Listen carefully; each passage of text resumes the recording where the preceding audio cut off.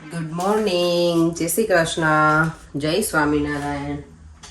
દેવામ જો મારો બ્રેકફાસ્ટ કરવા બેઠો છે ને, પણ વાળ ઉડ્યા નથી મારા ગટાએ. એ દીકુ યાર તે પ્રશ્ન કરે બેટા, તો ક્યારે કરીશ? કાલે. અને યસ, આજે નોમ છે ને, તો મારે મારા દાદી સાસુનું શ્રાદ્ધ મૂકવાનું છે બારે પ્રસાદ. તો એ હવે મેં ખીર નથી બનાવી આજે, મારા સાસુનો ફોન હતો ને એમણે કીધું એટલે તો મને તો યાદ નહોતું. તો હવે અત્યારે મારી પાસે ખીર બનાવવાનું બધો ટાઈમ હતો નહીં, એટલે મેં રોટલી અને ગળ્યું દૂધ બનાવી નાખ્યું છે. તો હમણાં એ બહાર પ્રસાદ મૂકી. આજ તો ખબર નહીં કંઈ આવશે કે નહીં કંઈ બર્ડ્સ, કારણ કે વરસાદ બહુ જ છે અમારા અહીંયા. આખો દિવસ વરસાદ છે, 3 દિવસ સુધી. જો અત્યારે શરૂ જ છે વરસાદ. છે બેટા વરસાદ એ રહ્યો દેવો મિકાલી, આપણને અવાજ આવે જ છે અહીંયા રૂફમાંથી તે, પણ અત્યારે એટલો બધો નથી, ધોધમાર નથી. સવારમાં જ્યારે જાગ્યા ને ત્યારે થોડો વધારે વરસાદ હતો, અત્યારે પાછો ઓછો થઈ ગયો છે, પણ ઓવરઓલ આખો દિવસ છે જ વરસાદ. વધારે થશે? ઓકે. જ્યારે હું કામ હતું બેસતો તો બ્રેકફાસ્ટ કરવા, પછી સોરી હતું, પછી 5 સેકન્ડ પછી મોટો રેન હતો. એટલે દેવામાં એવું કહે છે કે વધારે રેન હતો. મોટો રેન ના કહેવાય, વધારે રેન હતો. દેવામાં છે ને ગુજરાતી બોલે, બધું સરસ ટ્રાય કરે છે, પણ અમુક વખત એને પેલામાં શું થાય, મિસ્ટેક થઈ જાય. તો ચાલો હું ફટાફટ હવે પહેલાં શ્રાદ્ધ મૂકીને બારે પ્રસાદ એનું, અને પછી હું બ્રેકફાસ્ટ કરી લઉં. બધું કામ પતાવીને ઘરેથી નીકળી ગઈ છું. દેવામને ડ્રોપ કરવા મારી ફ્રેન્ડ છે ને, એ લોકો જાય એટલે ઘણી વખત તો એ લોકોની જોડે જ દેવામ જતો રહ્યો છે, અને હું વોક કરીને સ્ટેશન જાઉં છું. અને અત્યારે ઝરમર વરસાદ આવે છે, એટલે ચાલે એવું સારું છે ઓવરઓલ. અત્યારે જો બપોરના કેટલા 1:15 થઈ ગયો છે, લંચ કરી લીધું, અને હવે થોડી વાર મેં કીધું વોક કરી લઉં. લંચ કર્યા પછી હું થોડી કામમાં બિઝી થઈ જઈશ. એટલે અને યસ, મારું ફાઇનલી ઇન્ડિયાથી પાર્સલ થઈ ગયું છે આજે. મારો ભાઈએ કરી આપ્યું છે. થેન્ક યુ ભાઈનું, કારણ કે એ દર વખતે જ કરતો હોય છે, તો આ વખતે આજે થઈ ગયું. મેં તું હવે જલ્દી કર ને, તારે એવું ના થાય પછી કે નવરાત્રિ પતી જાય ને, મારા નવરાત્રિ પતવાય આવે ને મારે પાર્સલ ના આવ્યું હોય, કારણ કે ચણિયાચોળી બધા એમાં જ છે. એટલે આજે ફાઇનલી થઈ ગયું છે, અને પાર્સલ આવશે ને એટલે તમારા બધા જોડે હું શેર કરીશ કે શું મોકલાવ્યું છે પાર્સલમાં, અને બીજી બધી વસ્તુ જે મંગાવી છે એ બતાવીશ. અમુક વસ્તુ તો એવી હતી કે હું ઇન્ડિયા ગઈ હતી ને ત્યારે બધું મેં બાય કર્યું હતું, પણ મારે જગ્યા નહોતી ને, તો હું લઈને નહોતી આવી શકી, એટલે એ બધું પાર્સલમાં આવવાનું છે. અહીંયા જો બધા ફ્રૂટ્સ,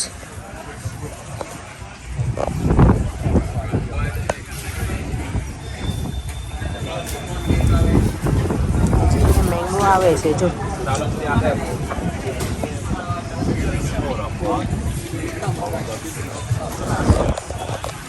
અને હા, ઇન્ડિયા જાઉં ને ત્યારે વસ્તુ તો બહુ બધી મેં લીધી હતી, કારણ કે કેવું હોય આપણે, હું ઘણી ઇન્ડિયા રેગ્યુલર નથી જતી.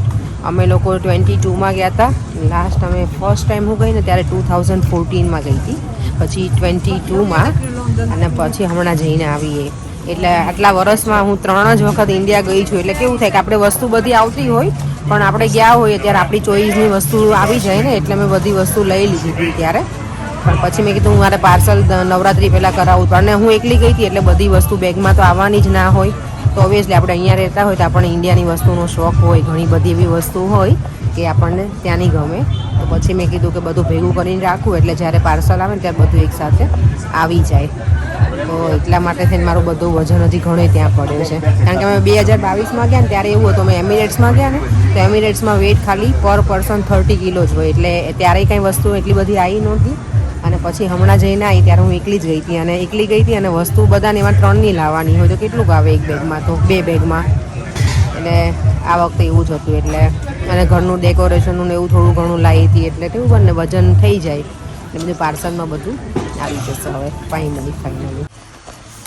હું જ્યાં મલ્ટીવિટામિન્સની શોપ હોય ને એમાં આવી છું, વોલેન્ડન બેરેટ્સમાં, કારણ કે મને છે ને પગ બહુ દુખે છે હમણાંથી. એટલે પેલા અસ્મિતા ભાભી આવ્યા હતા ને, એણે એવું કીધું મને કે તારે મેગ્નેશિયમ લેવાનું પગ દુખતા હોય ને, તો હું જોઉં છું, કારણ કે હું જો વિટામિન ડી લઉં છું, મલ્ટીવિટામિન્સ લઉં, એ 2 વસ્તુ તો હું લઉં છું, કારણ કે વિટામિન ડી બહુ ઓછું છે મારામાં. પેલું જ્યારે લોકોએ બ્લડ ટેસ્ટ કરે ને ત્યારે કીધું છે, એટલે એ મને એક્સ્ટ્રા લેવું જ પડે દર વખતે. સમરમાં ના લઉં, પણ મને હવે અત્યારના ટાઈમ પિરિયડમાં મને સ્ટાર્ટ કરી જ દેવું પડે. અને હેર માટે હું બાયોટીન લઉં છું, એટલે 3 વિટામિન્સ તો હું લઉં છું. અને ચોથું મારે મેગ્નેશિયમ એડ કરવાનું છે. જોઈએ હવે અહીંયા છે કે નહીં. અહીંયા બધા જ ઓલમોસ્ટ વિટામિન્સ હોય જ છે. આઈધર પછી મને રાજુભાઈને કહેવું પડશે કે મોકલો ત્યાંથી અમને.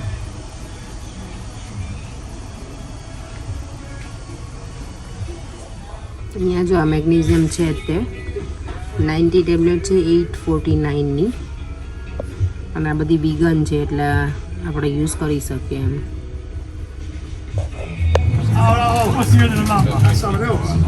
જે પપૈયાની પ્રાઇસ છે આપણે ત્યાં કિલો ઉપર હોય, મને મારા ખ્યાલથી મને યાદ છે ને ત્યાં સુધી. અહીંયા જો આ પીસ ઉપર છે, એક નંગના છે 7 પાઉન્ડ.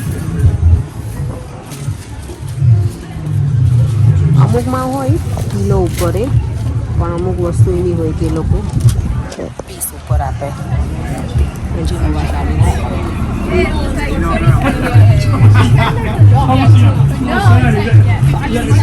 જો આ બેગ ઉપર લગાવવાના ચામ્સ છે અહીંયા બધા. ઇઝ ઓકે નાઈસ છે. જો આ બધા ચપ્પલ ક્રોક્સ ઉપર ને એમાં લગાવવાના હોય ને એવા બધા છે ડિફરન્ટ સ્ટાઇલ. ફોન ઉપરના મસ્ત છે બધા. આપણે જે ચૂઝ કરવા ને એ રીતના છે. અહીંયા જો કેટલું છે, 3 પાઉન્ડ ઈચ છે આની પ્રાઇસ. અહીંયા જો બહાર તડકામાં થોડી વાર બેઠી છું ને, કબૂતર જો કેવું ડિફરન્ટ કલરનું છે ને, આઈસ કેવું ક્લિયર દેખાય છે એકદમ.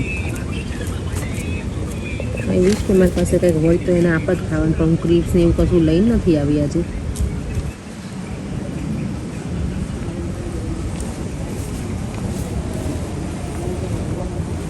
કબુ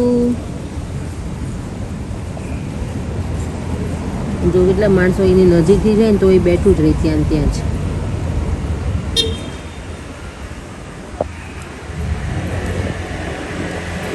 વર્ક જોબ ફિનિશ કરી અને હવે નીકળી ગઈ.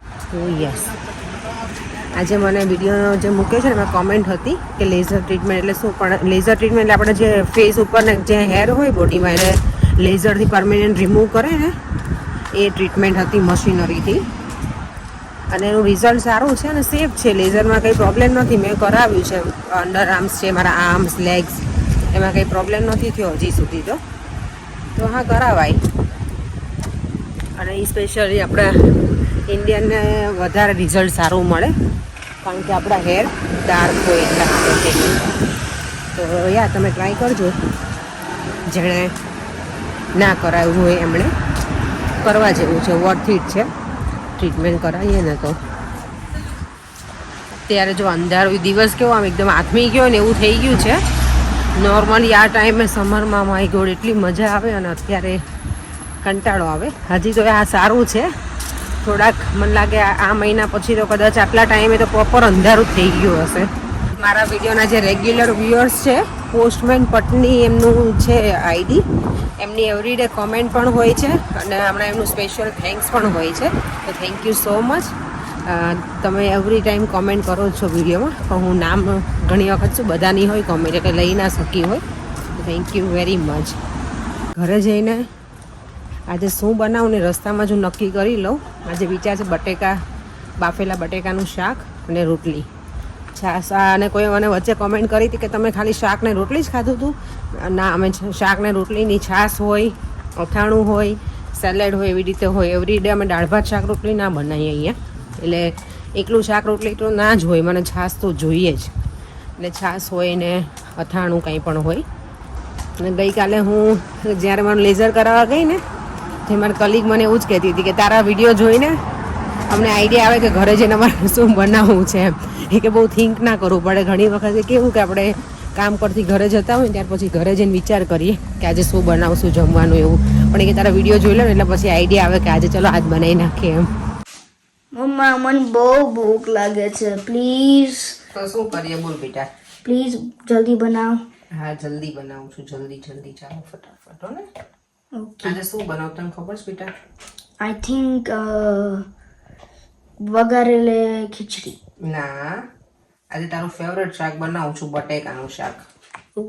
ના, મારું ફેવરેટ નથી, ભીંડાનું શાક છે. ભીંડાનું છે? ઓકે તો હવે નેક્સ્ટ ટાઈમ હમણાં ભીંડો લઈ આવીશ અને બટેકાનું ભાવે છે ને બેટા હા ઓકે હું હવે આપણે જઈએ ને શાક લેવા હમણાં સેટરડે ત્યારે હું ભીંડો લઈ આવીશ ઓકે ઓકે બટેકાનું શાક રોટલી ઓકે ઓકે છાશ અથાણું અને મરચા યા અને અવાકાડો એન્ડ મેંગો મેંગો હમણાં ડેડીને કહીએ ફ્રી થાય ને પછી મેંગો ને સેલેડ બનાવી આપશે ડેડી ત્યાં સુધીમાં હું ફટાફટ રોટલી અને શાક બનાવી નાખું અને તને આજે ખબર છે દેવમ ફાઇનલી આજે ફાઇનલી મારે ચણિયા ચોળીનું શું કહેવાય પાર્સલ કરી દીધું છે કેયુરે આજે પાર્સલ થઈ ગયું છે દેવા બહુ સારું તારી વસ્તુ પણ છે મારી વસ્તુ પણ છે ઓકે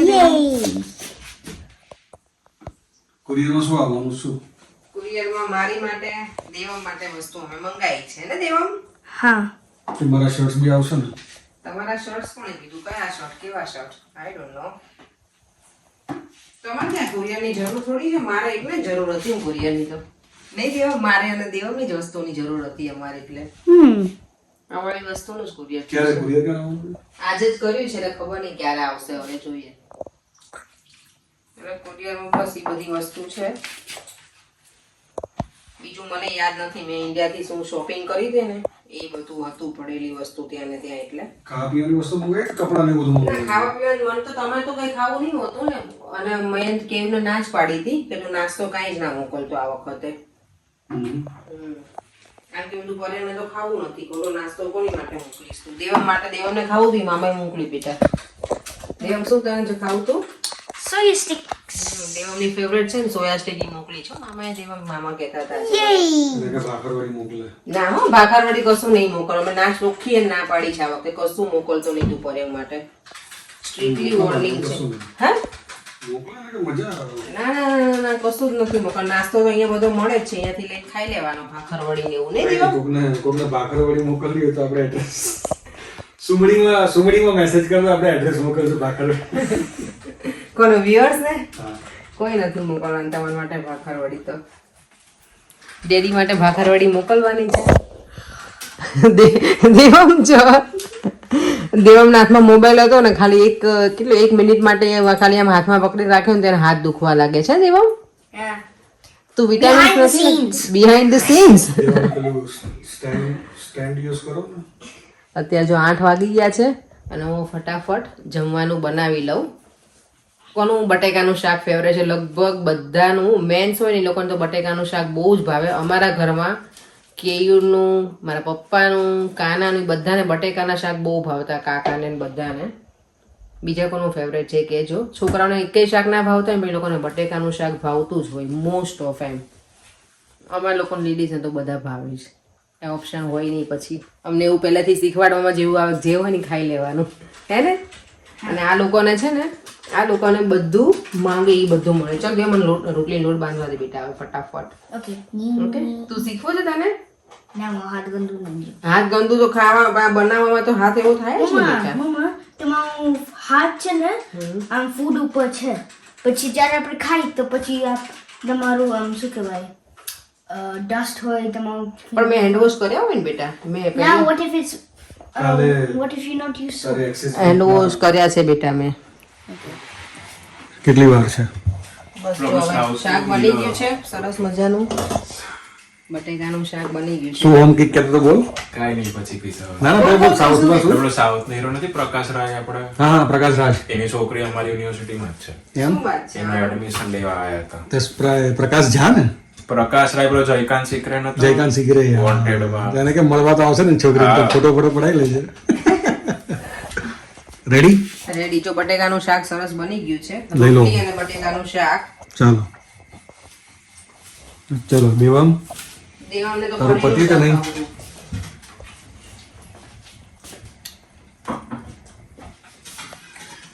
ચાલો હવે ભૂખ લાગી છે દેવામને પનીરનું ખાવું છે ને એટલે એ તો બેસી ગયું પહેલા જો આજનું ડિનર છે બટેકાનું મસ્ત રસાવાળું શાક રોટલી મરચા છાશ અને સેલેડ હું હવે એક જ બાકી છું આ બધાએ જમી લીધું એક પછી એક બધાને જમાડીને પછી હું જમવા બેસું હે પડે તો ચાલો તો હું ફટાફટ ડિનર કરી લઉં અને પછી દેવમ શું કરે છે ને એ જોઈએ. ટીવી તમે બેન બંધ કરવાનું કીધું છે એટલે કંઈક રીડિંગ કરતો લાગે છે રૂમમાં એ. અત્યારે રોજની જેમ જમીને ફ્રી થઈને હું અને પરેશ બેસી ગયા છીએ અત્યારે નહીં. અને આજે દેવમ છે ને અહીંયા જ સૂઈ ગયો છે મારો. અને યસ ગઈકાલ આજની વિડીયોમાં કોમેન્ટ હતી માનસી પરેખની છે કે તમારા મેરેજના કેટલા વર્ષ થયા છે. પરેખ યાદ છે કેટલા વર્ષ થયા છે તમને આપણા મેરેજના? 14 વર્ષ અમારા પૂરા થઈ ગયા છે. અમે કમ્પ્લીટ વનવાસ પૂરો કરી દીધો છે 14 વર્ષનો. અમે લોકો જો અત્યારે છે ને જેઠાલાલ જોતા હતા. કેટલા વાગ્યા છે? 10:30 અને કંઈક શું પરેખ ન્યૂઝ આવ્યા છે? શું ન્યૂઝ આવ્યા છે? આઈફોન મારો ફોન કાલે આવવાનો છે ફાઇનલી. ચાલો તો હવે આ વિડીયોનો એન્ડ પણ અહીંયા જ કરું છું. મારા કરતાં ખુશી આઈફોનની પરેખને વધારે છે. ફોન મારો આવવાનો છે પણ ખુશી તમને હતી. હા ખુશીના આંસુ આવે ના ખુશીના એટલા માટે કે આના ફોનમાં જ આપણે એડિટિંગ કરતા હોઈએ છીએ ને આના ફોનમાં એક તો બકવાસ છે સાવ અવાજ આવે છે બરાબર. પછી જે બી ક્લિપ ઉતારે તો જલ્દી આવતી નથી આઈ મૂવીમાં. નવો ફોન આવે છે તો કંઈક વધારે જલ્દી કામ થશે બીજું કંઈ નહીં. બાકી આઈફોન શું આઈફોન કરો.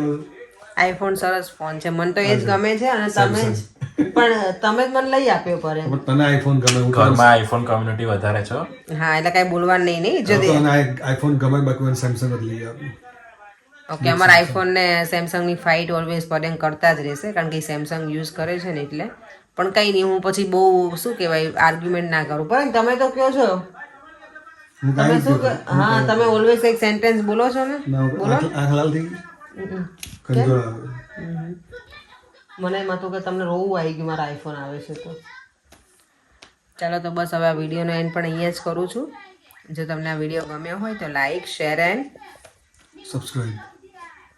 C in our next one. Bye. જય શ્રી કૃષ્ણ. જય સ્વામિનારાયણ.